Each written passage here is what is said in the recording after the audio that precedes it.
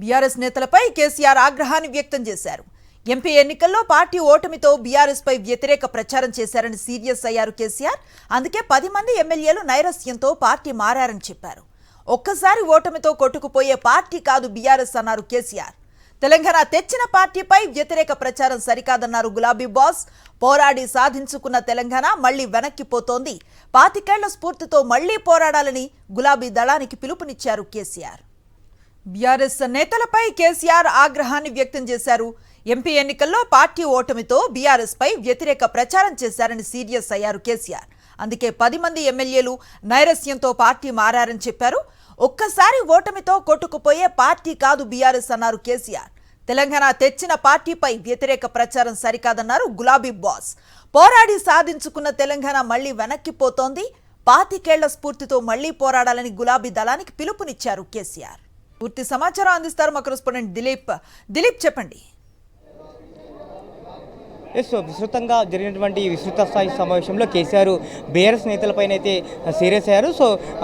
సమావేశం ప్రారంభంలోనే party నేతలపైన serious అయినటువంటి పరిస్థితి కనిపిస్తుంది. ఎందుకంటే అసెంబ్లీ ఎన్నికల్లో ఓటమి చెందిన తర్వాత ఎంపీ ఎన్నికలు కూడా జరిగాయి. దాంట్లో కూడా పార్టీ ఘోరంగా ఓడిపోయినటువంటి పరిస్థితి. అసెంబ్లీ ఎన్నికల్లో 33% ఓట్లు పడితే ఎంపీ ఓట్ల ఎన్నికలు వచ్చేసరికి కేవలం 16% మాత్రమే ఓట్లు పడినటువంటి పరిస్థితి. ఈ నేపథ్యంలో కొంత పార్టీ సీనియర్ నేతలు పార్టీకి వ్యతిరేకంగా ప్రచారం చేశారంటూ కూడా కేసీఆర్ మండిపడిన పరిస్థితి కనిపిస్తుంది.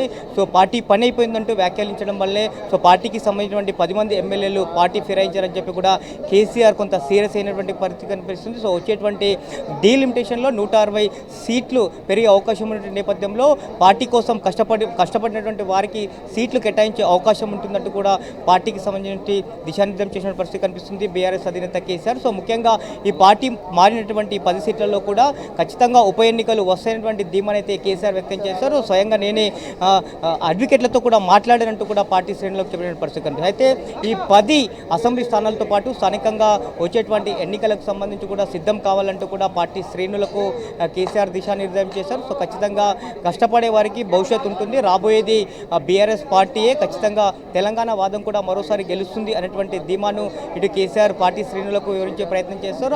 అందులో భాగంగానే పార్టీకి సంబంధించినటువంటి ఎవరైతే కష్టపడే వారు ఉంటారో వాటిని పార్టీ గుర్తిస్తుందంటూ కూడా చెప్పడం. అలాగే పార్టీకి సంబంధించి కూడా పెద్ద ఎత్తున మార్పులు ఉండబోతాయి అని చెప్పి కూడా చెప్పినటువంటి పరిస్థితి కనిపిస్తుంది. ఈ నేపథ్యంలోనే పార్టీకి సంబంధించినటువంటి ఏదైతే ఈ నెగిటివ్ కామెంట్స్ ఏవైతే ఉంటే అవి చేయడం మానేయాలని చెప్పి కూడా చెప్పినటువంటి పరిస్థితి కనిపిస్తుంది.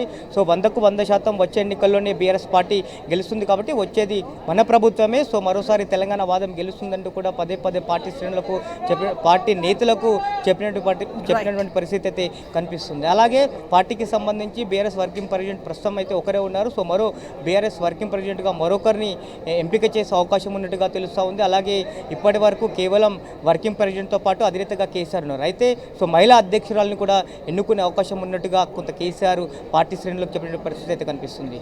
Right, thank you Dilip.